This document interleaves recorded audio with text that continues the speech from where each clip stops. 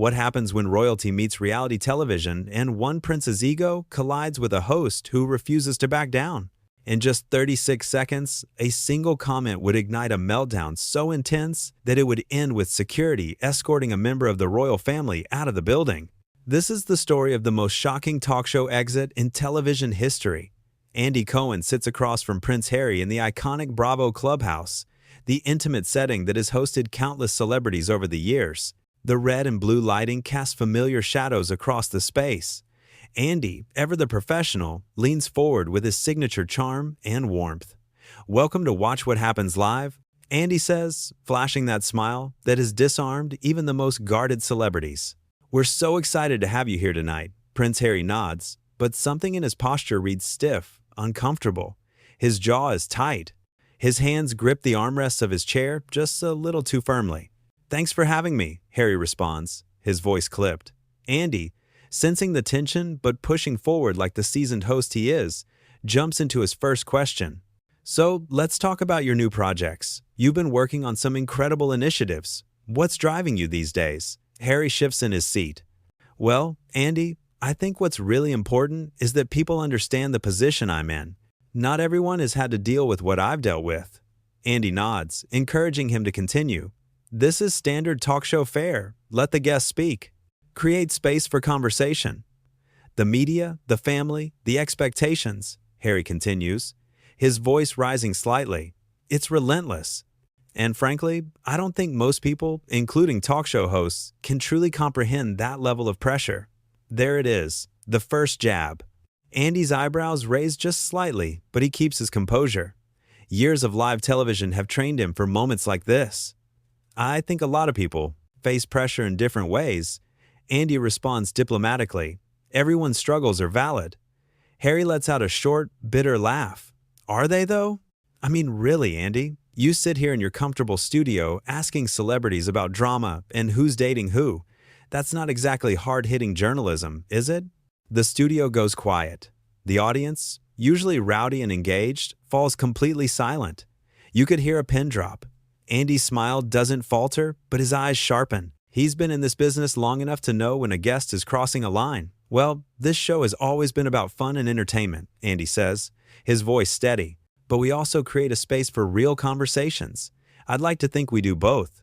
Harry waves his hand dismissively. Right. Real conversations. Between the drinking games and the silly questions about housewives." Andy takes a breath. He's giving Harry a chance to walk it back, to lighten the mood, to remember where he is and who he's speaking to. But Harry doesn't take it. "You know what your problem is, Andy?" Harry leans forward now, pointing a finger. "You've built an empire on gossip and drama. You profit off other people's pain and dysfunction. And now you want to sit here and act like we're equals having some kind of meaningful dialogue?" The audience gasps, audibly gasps. This isn't playful banter. This isn't a celebrity being cheeky or creating a fun moment. This is genuine hostility. Andy's face remains calm, but there's a fire in his eyes now. "I respect that you might not enjoy this format, but I don't appreciate the disrespect. This show has given voice to many people and created opportunities for important conversations alongside the lighter moments." "Important conversations?" Harry scoffs. "Please, you're a glorified tabloid host with a TV show. Don't pretend you're doing something noble." Andy sets down his cards. The little blue cards he always holds with questions and notes. He sets them down deliberately on the table between them. This is the universal signal in television. This is the moment when things have gone too far. "Harry, I invited you here as a guest. I've been nothing but respectful to you. If you're not comfortable being here, you're welcome to leave, but I won't sit here and let you insult me or the show." Harry stands up. Actually stands up. His face is red now, his hands clenched into fists at his sides. "You won't let me?" Harry's voice is loud now, echoing in the small studio. "Do you know who you're talking to? I'm a prince. I don't need your permission for anything." Andy stands too, matching Harry's energy, but with controlled composure. "And I'm the host of this show. In this studio, on my set, you're a guest. And guests treat hosts with respect." "Respect?" Harry laughs again, that same bitter, angry sound. "You want to talk about respect? You make a living exploiting people, airing their dirty laundry, turning real problems into entertainment. And you want respect? What I do is create a space for people to be themselves. Andy responds, his voice firm but not yelling. I celebrate pop culture. I have fun with my guests. Most people who come here enjoy themselves. If you're not enjoying yourself, that's fine. But don't project your issues onto me. This is the breaking point. Harry's face contorts with rage. My issues? My issues? Harry is shouting now, full volume. You have no idea what I've been through. None. And for you to sit there in your little clubhouse with your little show and act like you're on my level is absolutely absurd. Andy doesn't back down. I never claimed to be on your level, Harry. I'm just trying to do my job. You came here. You agreed to this interview. If you didn't want to be here, you shouldn't have come. Maybe you're right, Harry spits out. This was a mistake. Being here, talking to you, pretending like this matters. You're beneath me, Andy. This whole thing is beneath me. The words hang in the air like poison. The audience is completely frozen. Some people have their hands over their mouths. Others are looking around, unsure if they should laugh, gasp, or stay silent. Andy's voice, when he speaks, is ice cold. Get out. What? Harry blinks, seeming almost surprised. I said get out. This interview is over.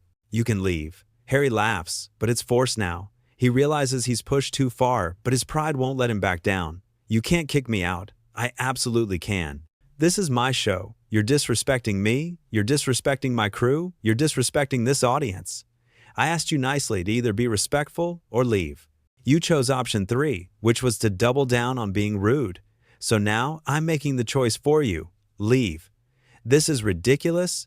Harry sputters, looking around as if expecting someone to defend him. No one does. The audience members are staring at him with a mixture of shock and disapproval. Even the crew, usually invisible behind cameras, are watching with wide eyes. What's ridiculous is how you've conducted yourself tonight, Andy continues. I've interviewed thousands of people, literally thousands. People from all walks of life, with all kinds of backgrounds and experiences. Some of them have been through unimaginable things. And you know what? Not one of them has ever acted the way you're acting right now. Harry's mouth opens and closes. He's searching for words, for some way to regain control of this situation. You talk about pressure and expectations. Andy goes on, his voice steady and strong. Let me tell you about pressure. Pressure is doing live television every single night, never knowing if a guest is going to cooperate or implode. Pressure is building something from nothing and maintaining it for years. Pressure is treating every single guest with dignity and respect, even when they show up with an attitude. I don't have to listen to this, Harry mutters. You're right, you don't, because you're leaving. Security. This is the moment that will be replayed over and over. 2 security guards appear from the sides of the studio. They're professional, calm, but their presence is unmistakable. Harry looks at them, then back at Andy, then at the audience. You can see the realization dawning on his face. This is really happening. He's really being removed. You're going to regret this, Harry says, his voice low and threatening. Andy shakes his head. No, I don't think I will. What I would regret is letting you continue to disrespect everyone in this room. I have too much respect for myself, my team, and these audience members to allow that. One of the security guards gently touches Harry's elbow. Sir, we need you to come with us. Harry yanks his arm away. Don't touch me. Then walk out on your own. Andy says flatly, but you are leaving, now. For a long moment, Harry just stands there. You can see the internal places, battle playing out on his face, pride versus reason, ego versus reality. Finally, he turns sharply on his heel. This show is trash anyway, he mutters as he starts walking toward the exit. And yet, you agreed to come on it. Andy calls after him. Funny how that works. Harry stops, turns back one more time. You know what, Andy? You're just another person trying to profit off my name, off my story, off my family. You're all the same. Andy picks up his blue cards again, a gesture that says he's already moved on. I invited you here to have a conversation. You're the one who turned it into whatever this was. Take some responsibility. Responsibility? Harry's voice cracks slightly. I've taken more responsibility than you could ever imagine. I left everything behind. Everything. And people like you just want to pick at the bones of my old life for ratings. I asked you about your new projects.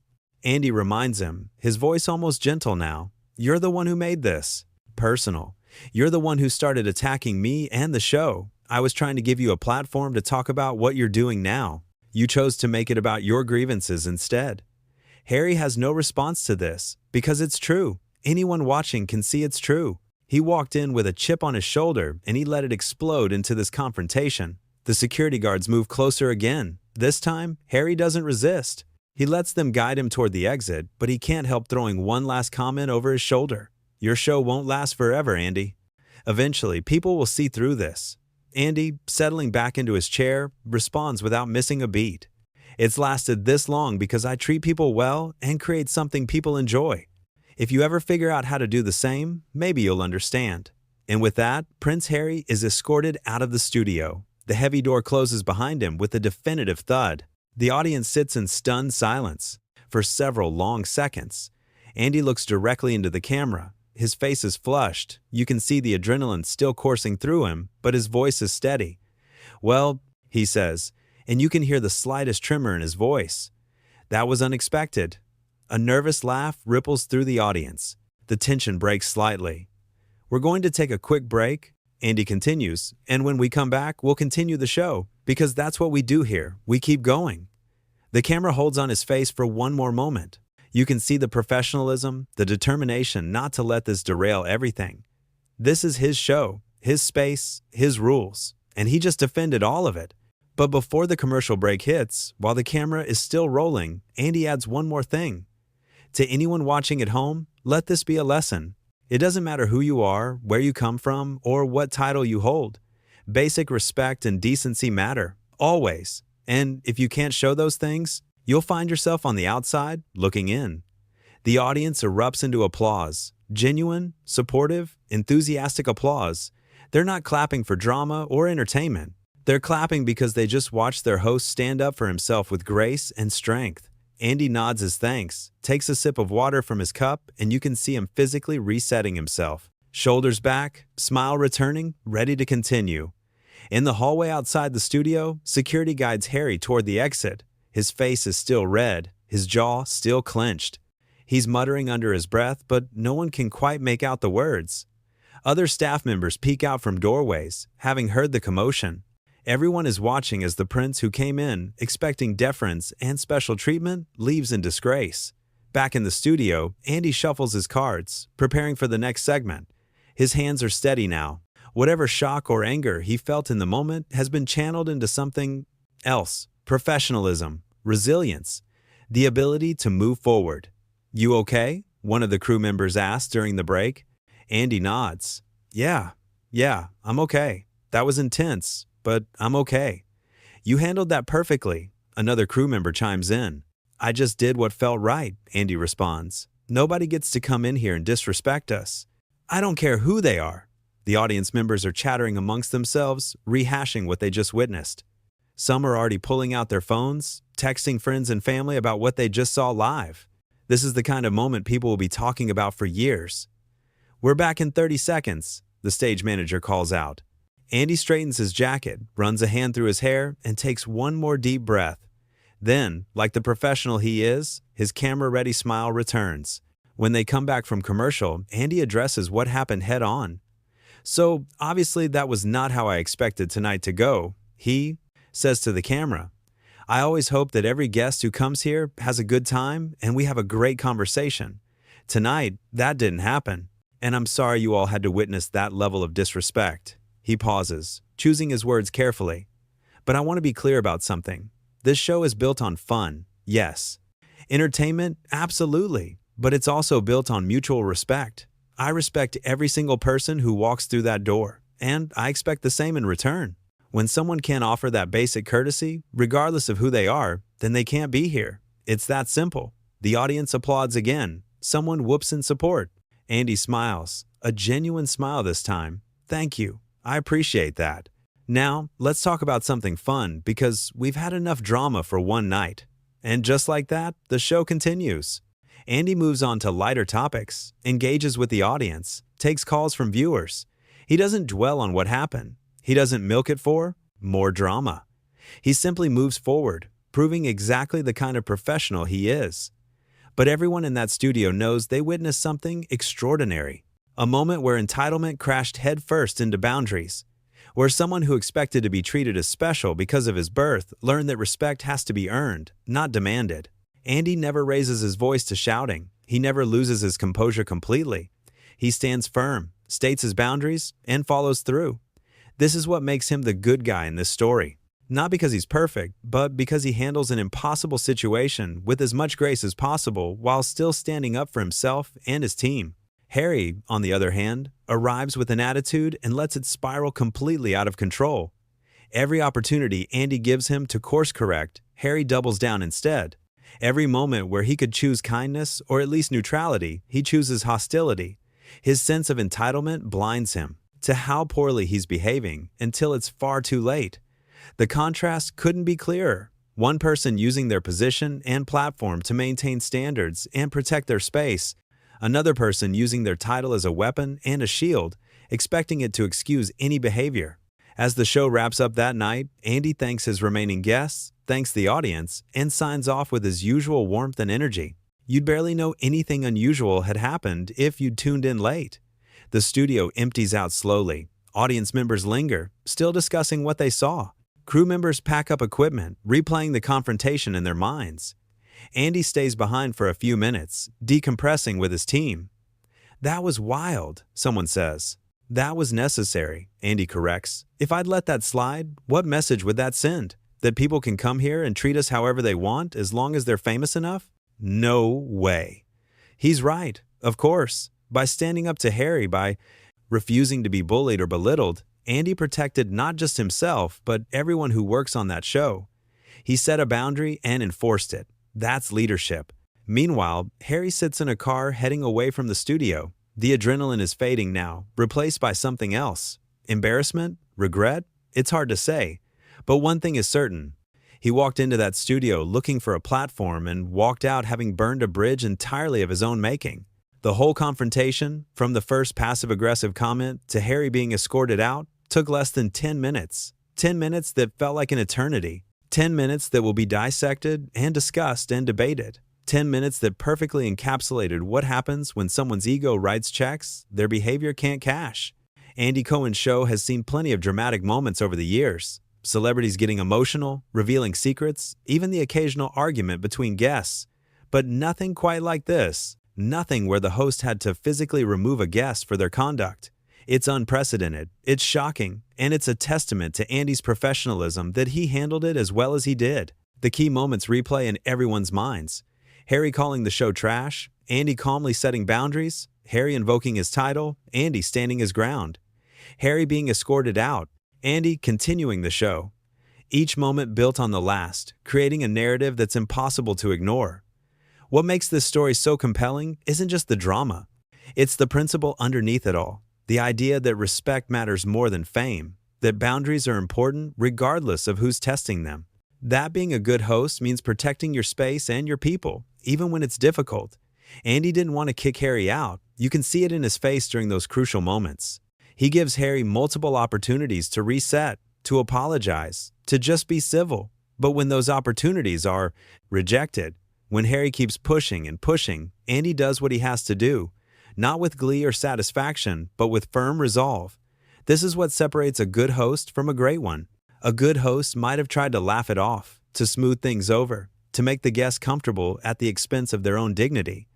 A great host knows when to draw the line, knows when being accommodating crosses into being a doormat, knows that sometimes the right thing to do is the hard thing.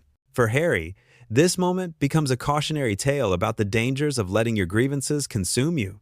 He came in hot, ready to prove something, and in trying to assert dominance, he lost everything. He wanted to be seen as powerful and instead came across as petty. He wanted to put Andy in his place and instead put himself out the door. The dialogue is what matters here. Not what happened before, not what happened after, but the actual exchange between these two people in this moment. Every word, choice, every tone shift, every pause reveals character. Andy's measured responses show patience wearing thin, but never snapping completely. Harry's escalating hostility shows someone spiraling, unable to pull himself back from the brink. "Do you know who you're talking to? I'm a prince." This line alone tells you everything you need to know about where Harry's head is at. He's not engaging with Andy as a person. He's wielding his title like a club, expecting it to end all arguments. But titles don't work in moments like this. Character does. And in this moment, character is found wanting. In this studio, on my set, you're a guest. Andy's response is perfect because it's true, and it reframes the entire dynamic. Harry wants this to be about hierarchies and who's more important. Andy makes it about roles and responsibilities. In this space, Andy has the authority. Not because he's more important than Harry in some cosmic sense, but because it's his show, his house, his rules. The audience's role in all of this can't be understated. Their gasps, their silence, their eventual applause. They're witnesses to this confrontation, and their reactions guide viewers at home on how to feel about what's happening. When they gasp at Harry's insults, we understand those words crossed a line. When they applaud Andy's boundary setting, we understand he's doing the right thing. By the time Harry is being escorted out, there's no ambiguity about who was in the wrong. It's crystal clear. One person came in looking for a fight and found someone who refused to be a punching bag. One person expected special treatment and discovered that respect is a two-way street. One person thought their title made them untouchable and learned that consequences exist for everyone. The beauty of this story is in its simplicity. No complicated backstory needed. No deep dive into past grievances required. Just two people, a conversation that goes wrong, and the aftermath of poor choices. It's relatable on a human level, even though most of us will never be in exactly this situation. We've all dealt with difficult people. We've all had to set boundaries. We've all watched someone dig themselves deeper into a hole of their own making. Andy's final words before the break, about respect and decency mattering regardless of who you are, serve as the moral of this story. Not preachy or heavy-handed, just a simple truth, spoken clearly. This is what he believes. This is what his show stands for. And he just proved he's willing to enforce those values even when it costs him a high-profile guest. The physical comedy of the situation, if you can call it that, adds another layer. Harry standing up dramatically, thinking it gives him power. Andy standing too, refusing to be loomed over. Security appearing like something out of a movie. Harry's final turn back for one last jab, like a movie villain who can't help monologuing. All of it plays out with a theatrical quality that would be funny if it weren't so tense. What this story ultimately shows is that character matters more than status. Andy Cohen, a talk show host, conducts himself with more dignity and strength than a literal prince. Not because Andy is perfect, but because he knows who he is and what he stands for. He doesn't need a title to have self-respect. He doesn't need royal blood to demand decent treatment. He just needs the courage to say enough is enough. Harry's downfall in this moment is entirely self-inflicted. Nobody sets him up. Nobody tricks him. He walks in, escalates repeatedly, ignores multiple chances to de-escalate, and faces the natural consequences of his choices. It's almost Greek tragedy in its inevitability. You can see it coming, and yet he charges forward anyway, unable or unwilling to stop himself. The aftermath in the studio, with Andy resetting and continuing the show, demonstrates incredible professionalism. Lesser hosts might have ended the show early, might have dwelled on the drama, might have played the victim. Andy does none of those things. He acknowledges what happened, reaffirms his values, and moves on. The show must go on, and it does. For everyone watching, whether in the studio or at home, this becomes a master class in conflict resolution. Or rather, in knowing when conflict can't be resolved and action must be taken. Andy tries conversation first. When conversation fails, he issues a clear boundary. When the boundary is violated, he follows through with consequences. It's textbook crisis management executed in real time under pressure. The layers of this story reveal themselves on reflection. On the surface, it's dramatic television. One level deeper, it's about boundaries and respect. Deeper still, it's about power dynamics and who really holds power in any given situation. At its core, it's about human dignity and the courage required to protect it. This is the story of 36 seconds that changed everything. The moment when a comment became a confrontation, when a guest became an antagonist, when a host became a defender, when entertainment became a lesson in standing up for yourself.